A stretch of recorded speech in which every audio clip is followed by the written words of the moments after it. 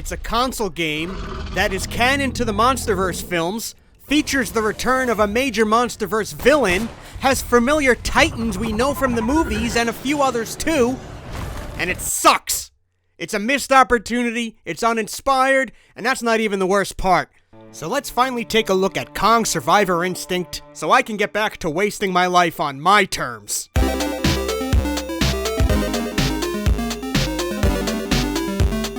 Tariffs, am I right? Well, this month, there's free international shipping when you sign up for Buyee with my link below.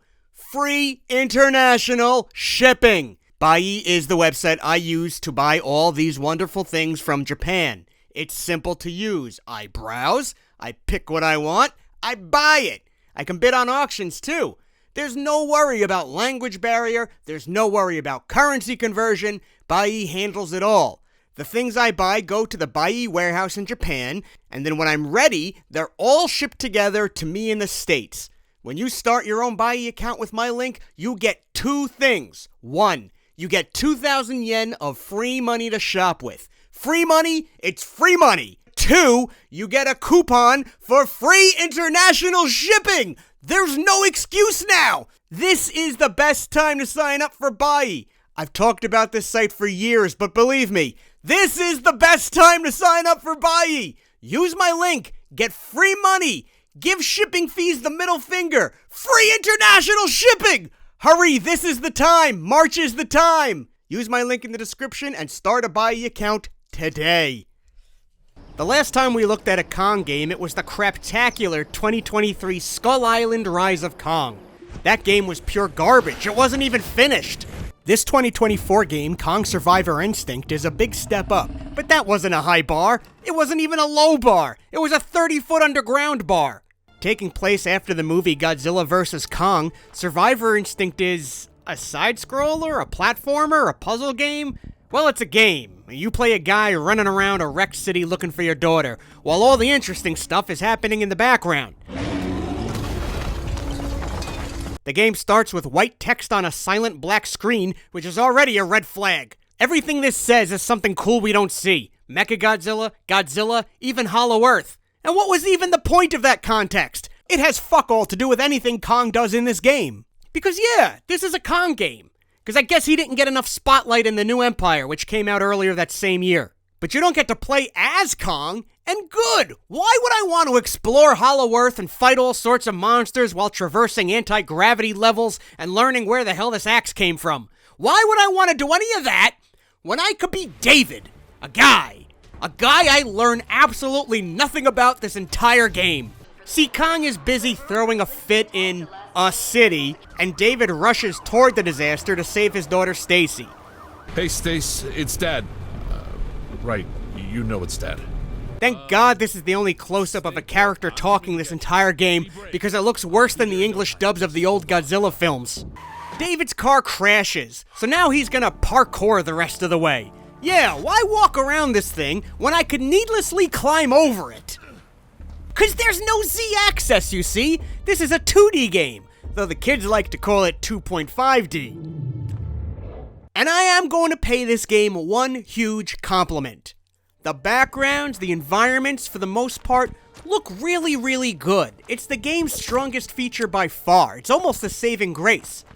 They did a really good job here with the details and providing a pretty decent mix of environments. The coloring and lighting work to the game's advantage too. And though this is a 2D game, occasionally things in the background interact with the foreground and they sell the effect really well. Props where props are due. Visually, it looks good. It's not groundbreaking, but it's also not Rise of Kong. This is a real world they created here, and also what makes the game somewhat bearable. Controls are fine too, for the most part. There's a grappling hook that comes in at one point that could be a pain, but most of the time, David's doing what I need him to be doing. This is a functional and competent game. Again, it's not Rise of Kong. And that's gonna be it for strengths because everything else is mid or worse. Hey, you. I need a hand. Quick. Pick it up. The voice acting is bad. Nobody's selling anything here. That's not exactly how I planned it. David does not act like a dad out to save his daughter. He sounds like a Timu Nathan Drake. Ugh, I hate those beasts. The movie character Alan Jonah returns in this game, but I guess they couldn't get Charles Dance, so we have to live with Charles Dunce. So what are you waiting for? Hunt him down. I won't tolerate any more setbacks. Anytime a character talks in this game, it feels disconnected from the actual situation, or just plain annoying. I didn't sign up for this. The score is another pain point. It is forgettable and highly repetitive. Sometimes the score can rise to meet the moment, but for the most part, it's just ominous music that loops and gets real annoying real fast.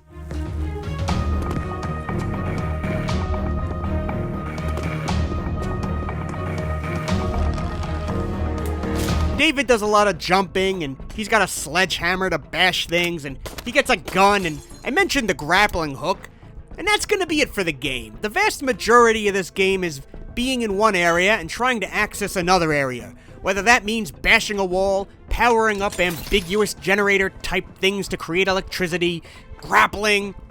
See, it's trying to present itself like a little bit of a puzzle game in some regards, like you see in other games. How do I get into the next section? What do I have to do? Except this is so straightforward that I hesitate to call it puzzles, because you always know what to do. Lock on the gate, shoot it. Machine not working? Find gears that are barely hidden nearby. It's the same handful of solutions over and over and over. And if you still can't figure it out, the map basically tells you every single thing you need to know. It tells you what to do where. There is no brain power in this at all. It feels like you're just walking through a game. And that sucks, because to me, that's when games feel more like chores and less like fun. There's nothing really fun or satisfying going on here. In Spider-Man 2, you're webbing around, doing whatever, and it's fun, and fights feel satisfying. In Astrobot, even simple things like punching and spinning feel satisfying. It feels good. This game doesn't have a single thing that tickles that part of your brain. It's all just, the game wants me to go up this elevator? Okay, that's what I have to do. Can't do anything else. Game wants me to go over here now? Sure, okay. And what are the obstacles trying to harm you? Well, sometimes you gotta jump over shit, and you gotta jump exactly right. I tend to leap a pixel too early, and then these things get me. Also, you can't take large drops off of things, or else it's, yeah! Hoi, hoi, hoi. And every 30 seconds, a random piece of ceiling's gonna randomly fall and knock you on the head. So there's that. It's fucking annoying. I feel like Wile E. Coyote. And then big spiders and small skull crawlers both will try to jump at you, and if you don't swing at them at the exact right moment, they're gonna get on you and take some health. That was a close one. And then there's the fights with the humans. So early in the game, David stumbles upon an orca. That's the device used in Godzilla King of the Monsters to sort of communicate with the Titans. And Jonah and his militia wannabes want it back. So every here and there, while you're traversing the environment, a fight sequence suddenly breaks out. And you can't avoid it. You can't escape the fight. It has to happen. The fight mechanics are annoying, they're uninspired, and sometimes fights can be a real pain. But if you happen to have a lot of bullets, you could just mow down these assholes real fast. I haven't talked about the monsters a whole lot yet, because this is supposed to be a MonsterVerse game, right? So what role do they play? Two things, really. Every once in a while, the game switches to a mode where you need to survive a monster encounter. In these parts, you've got to run and get around obstacles before the destruction gets you.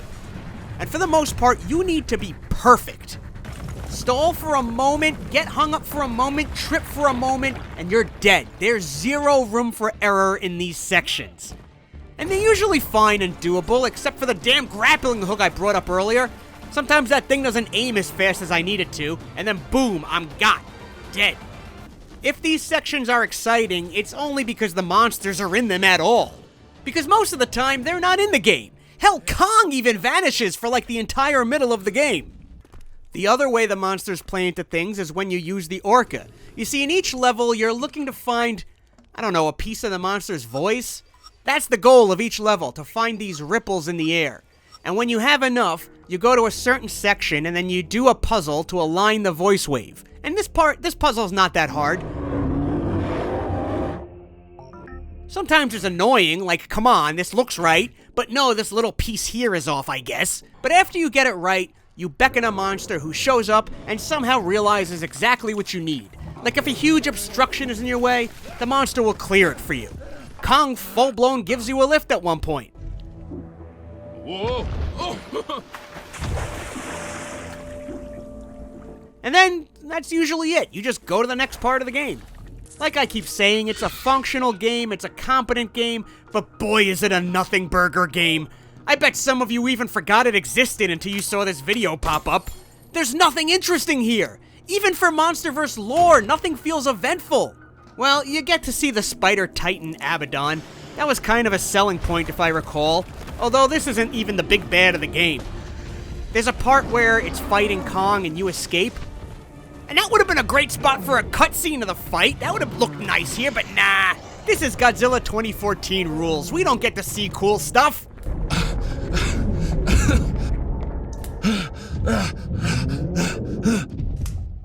And then later, Kong shows up in the game and David's like, well, I guess Kong won that fight. Alright. Sorry I couldn't stay to see it, but the game really needed me to find some fucking gears to turn on the 30th generator. Yeah, if you thought spending a whole game destroying generators was boring, wait until you spend a whole game fixing them. Oh god, this is so boring! I seriously need something to happen to wake my brain up. Something, somebody call me. Where's Cheeto? Where's Fanny? I'm so bored! It's one of those games where it feels like all the time and effort and creativity went into one aspect, like maybe the level design, and then they didn't have time to flesh out anything else. Sometimes, not often, but sometimes, you run into other survivors. Sometimes they give you something you need, like the grappling hook. But other times, it's just a waste of time. The voice acting can't meet the drama of these moments, so it all just feels pointless. Dad went to check on Mrs. Brown, and then he attacked. He? You know, Kong. Look, it's Alan Jonah. Well, shoot him, David. You know he's the bad guy. You've murdered 100 other people. What's one more? Moron! As the game plays, you come to realize your daughter Stacy has kept some secrets from you. Like that Tiamat has a kid, who's now an orphan. Thanks, Godzilla. And the game really wants it to be a big twist at the end when you find out she's working with Jonah and they're the cause of the monster destruction. But it's not a twist at all. They telegraphed all of it way earlier. The end is bizarre in general. You do another escape level, this time while Kong's fighting Tiamat, and this one's a real pain in the ass. 'Cause of the grappling hook! But this is also the game's big finish, even though it didn't feel like it at the time. After this, you're in a small lab section doing some very, very minor puzzles, like what's even the point? It's all so anticlimactic. And then you catch up to your daughter and Jonah, and I guess she does something to save your life, but the lab floods. There's a short sequence that follows that looks visually good, and it shows the two of you washed up on a shore. I guess I'm supposed to be worried they're dead. But uh-oh, her finger wiggled. Credits. End credits. That 30-second cutscene wasn't a cutscene, it was the ending! And there's nothing more after the credits, it's over! This is one of the most abrupt endings I've seen in a game in a long time. 2 stars! This is a backhanded compliment, but the game is mercifully short. Maybe like 6 hours or so total. But even at that short length, it starts wearing out its welcome early. You would really hope a MonsterVerse game would be a little more of an event, but this feels like a mobile game or a disposable Steam game. Not something worthy of consoles. Peter Jackson's King Kong game is now over 20 years old, and it's still one of the best King Kong games to date. It's also a game where you need to figure out how to get from one section to another, but you feel completely immersed in it. You feel invested, and it feels like an event. And you even get to be Kong for some of it! This game reminded me more of City Shrouded in Shadow, in that you're kind of just walking through the game, while all the good stuff is happening in the background. But most of all, it's a chore, it's boring. It's not an insult of a game, but it feels like a massive missed opportunity, and that sucks. It sucks that this big MonsterVerse game amounted to a big fat nothing burger. If I didn't make this video, I'd probably forget I even played this game in a few weeks. Survivor Instinct? More like Survivor It Stinks. You see, I wrote that joke first, and then I wrote the whole review around it. Jojiro. MrWest.com